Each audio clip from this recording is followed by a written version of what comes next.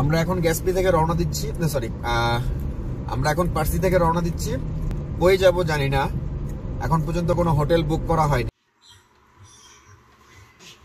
Good morning. গ্যাসপি থেকে আপনাদেরকে আমাদের জানলা থেকে বাইরের ভিউটা দেখাই। আমরা তো রাতে এসেছি, কিছুই দেখতে পারিনি, বাট সকালবেলা উঠে যখন জানলার পর্দাটা খুললাম, ওয়াও, ভিউটা চমৎকার।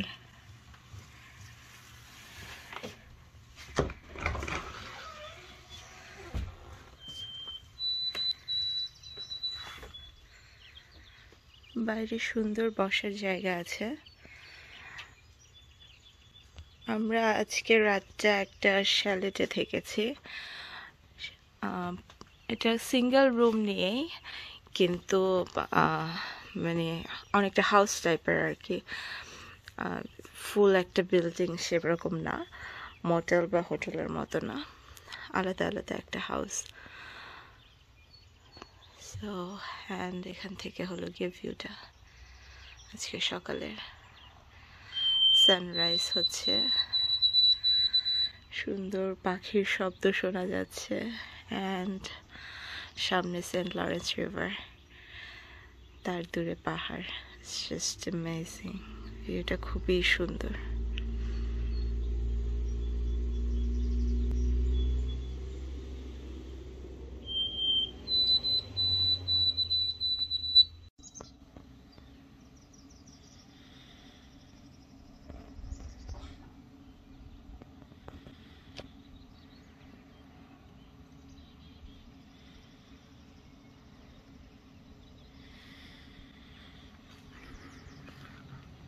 আমরা এই রুমটাতে ছিলাম, এখন যদিও সকাল, রাতে অনেক রাতে এসছি, যে কারণে কোনো কিছুই দেখানোর সুযোগ হয়নি। এটা হচ্ছিল ওয়াশরুম।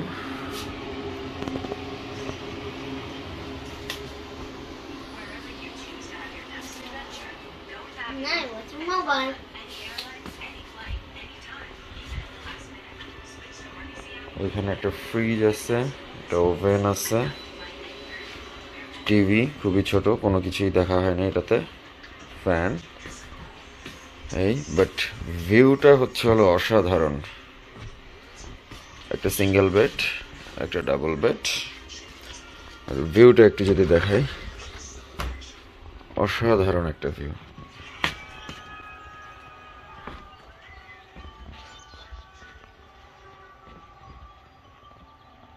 রুম থেকে বের হয়ে আমরা সরাসরি অফিসে চলে আসলাম, কারণ আমরা অনেক রাতে এসেছি, তাই আমাদের টাকা পে করা হয়নি। তো আমরা এখন টাকা পে করব।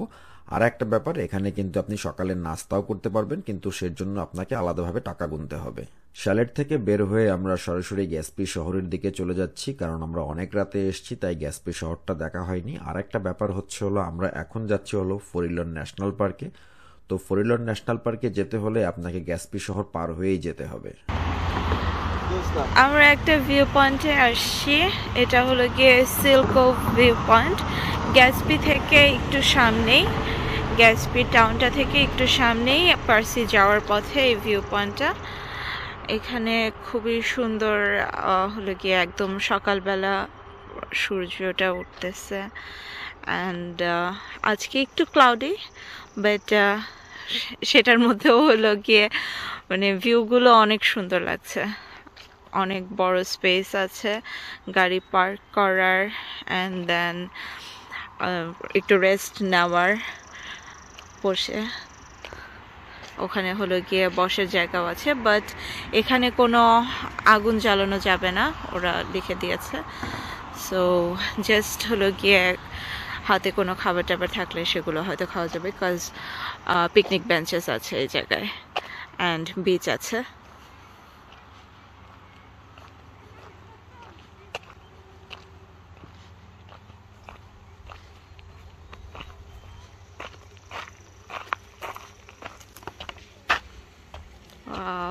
খুবই সুন্দর সুন্দর হলো গিয়ে এই জায়গায় পানি যাচ্ছে, নাইস।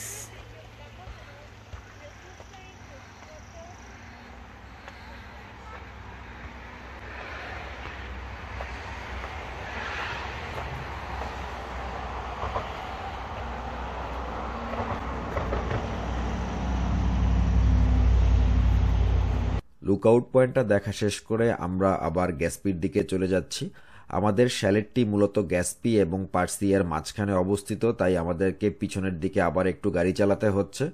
আমরা প্রায় গ্যাসপি শহরের কাছাকাছি চলে আসছি। এই ইন্টারসেকশনের বাম দিকে চলে গেছে গ্যাসপি শহর আর ডান দিকে চলে গেছে পার্ক। আমরা এখন পার্কের দিকে গাড়ি চালাচ্ছি। সিরিলিয়ন ন্যাশনাল পার্কে যাচ্ছি।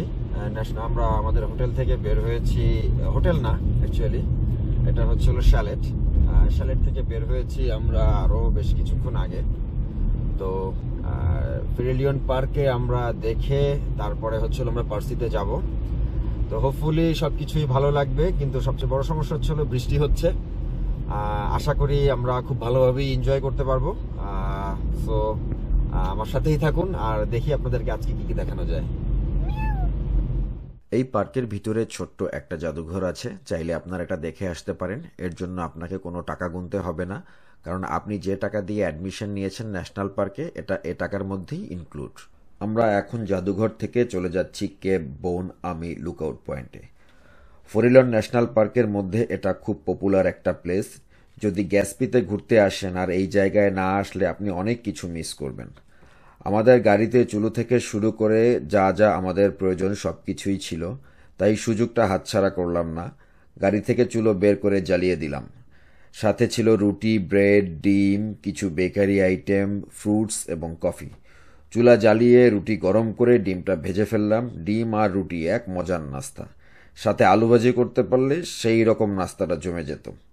আমি সকালের নাস্তাটা খুব এনজয় করেছি, কারণ এই রকম এক্সপিরিয়েন্স আমি আমার লাইফে আর নাও করতে পারি। তাই সময়, ওয়েদার এবং জায়গাটাকে খুব ভালোভাবে উপভোগ করে নিলাম। আমি আমার ভিডিওর আই সেকশনে ফরিলন ন্যাশনাল পার্কের ভিডিওর লিঙ্কটা দিয়ে দিব, চাইলে আপনারা দেখে আসতে পারেন। আমরা এখন চলে যাচ্ছি পার্সি এর দিকে। পার্সি মূলত কিউবেকের পপুলার একটা ট্যুরিস্ট স্পট। এখানে মূলত সবাই পার্সি রকটাকে দেখতেই আসে।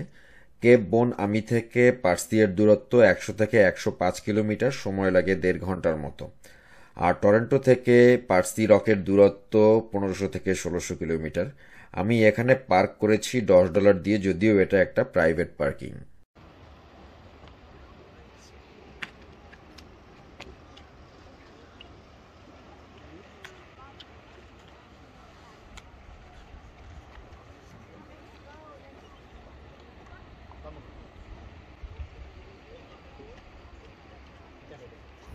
আমরা এখন গ্যাসপি থেকে রওনা দিচ্ছি, আমরা এখন পার্সি থেকে রওনা দিচ্ছি। কই যাব জানি না, এখন পর্যন্ত কোনো হোটেল বুক করা হয়নি। আগে ফার্স্টে তেল নিব, তারপরে যেখানে যা পাই, যেখানে রাত হয় সেখানেই হোটেল বুক করার চেষ্টা করব। বাট এই এক্সপিরিয়েন্স আমার আগেও হয়েছে, বাট এই রুটে না। এই রুটে দেখি এই এক্সপিরিয়েন্সটা কেমন হয়। বাট এটা কিন্তু আসলে একটা টেনশন প্লাস রিস্ক দুইটাই, কারণ যদি না পাই তাহলে রাতে কই থাকবো, এটা একটা ব্যাপার। আর কিউবেক থেকে গ্যাসপি বা পার্সির যে রাস্তাটা, এটা আসলেই অসাধারণ রাস্তা। টোটাল রাস্তাতে আপনি বিভিন্ন কিছু এক্সপ্লোর করতে পারবেন। এক এক রাস্তার এক এক জায়গায় এক এক বিউটি। তো এখন আমি যাচ্ছি, এখন ফার্স্ট টার্গেট হচ্ছে হলো নিউ ব্রুন্সউইক। অ্যাটলিস্ট আজকে নিউ ব্রুন্সউইক পর্যন্ত যাব, বাদ বাকিটা জানি না। নিউ ব্রুন্সউইক যদি কভার করতে পারি তাহলে ভালো, যদি না পারি তাহলে নিউ ব্রুন্সউইকই হয়তো বা কোথাও থাকবো। তো এখন ফার্স্টে কতক্ষণ আগে গাড়ি চালাই, লাইটটা কাজে লাগাই, দেখি কতটুকু আমি যেতে পারি। তো চলুন আমার সাথে, দেখা যাক। এখান থেকেই আমার গাড়ির তেলের ট্যাঙ্কি ফুল করে নিয়েছি। এটার সাথেই একটা গ্রোসারি শপ আছে, এখন আমরা গ্রোসারি করব। আমরা একটা মাঝখানে তেল নিতে থেমেছি গ্যাসের জন্য, সেইখানে গ্রোসারি শপ আছে। তো আমরা মোটামুটি কিছু গ্রোসারিও নিয়ে নিচ্ছি, কারণ আমাদের আজকে হচ্ছে হলো ডে 3। কিছু আমাদের কিছু জিনিস দরকার খাওয়া দাওয়ার জন্য, তাই এখান থেকে কিছু নিয়ে নিচ্ছি। আমাদের গাড়ি এখন চলছে নিউ ব্রুন্সউইকের দিকে হাইওয়ে 132 ধরে। হাইওয়ে 132 আসলেই অনেক সুন্দর একটা রাস্তা, সেন্ট লরেন্স রিভারের পাশ দিয়ে এই রাস্তাটা। পরন্তু বিকেলবেলায় ছোট ছোট শান্ত শহর আর টাউনশিপের মাঝখানে গাড়ি চালানোর এক অন্যরকম অনুভূতি। যেহেতু এটা আমার একটা লম্বা সফর এবং দীর্ঘক্ষণ আমাদেরকে গাড়িতে বসে থাকতে হয়, তাই আমাদের শারীরিক অ্যাক্টিভিটির একটু দরকার আছে। তাই এখানে একটু ব্রেক, এই সুযোগে আয়ান একটু খেলাধুলা করে নিচ্ছে।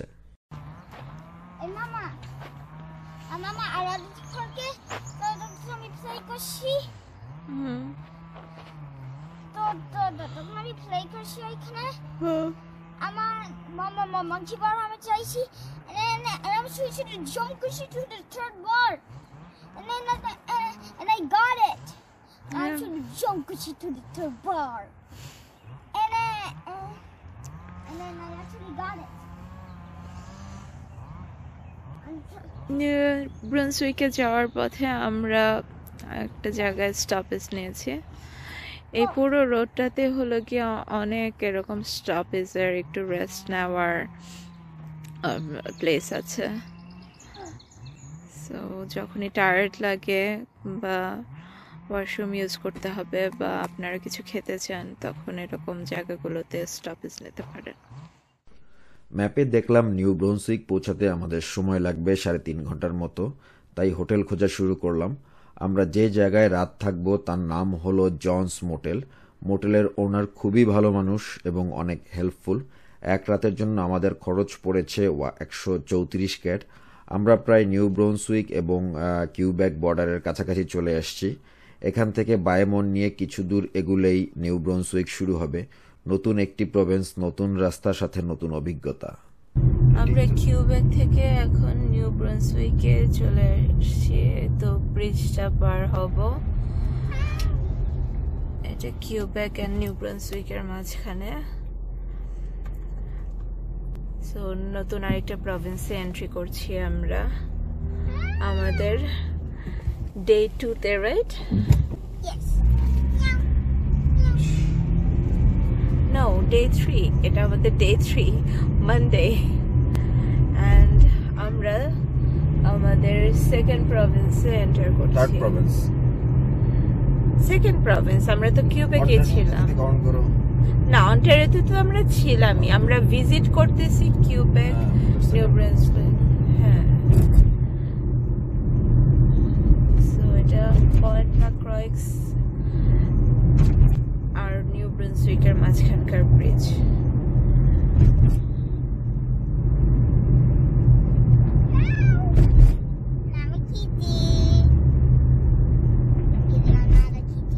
হলিউডের ছোট ছোট শহরের মতো। এখানে আবার ফ্রেঞ্চও লেখা, ইংলিশও লেখা, দুইটাতেই লেখা। ভালো তো। স্টপ।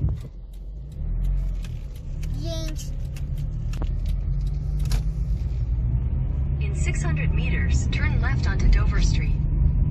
এখন সন্ধ্যা 7:45। আমাদের মোটেলে পৌঁছতে সময় লাগবে আরো প্রায় 2 ঘন্টার মতো। আজ এ পর্যন্তই। আবার আপনাদের সাথে কথা হবে আগামীকাল সকালবেলা। Till then, good night, good bye, see you tomorrow.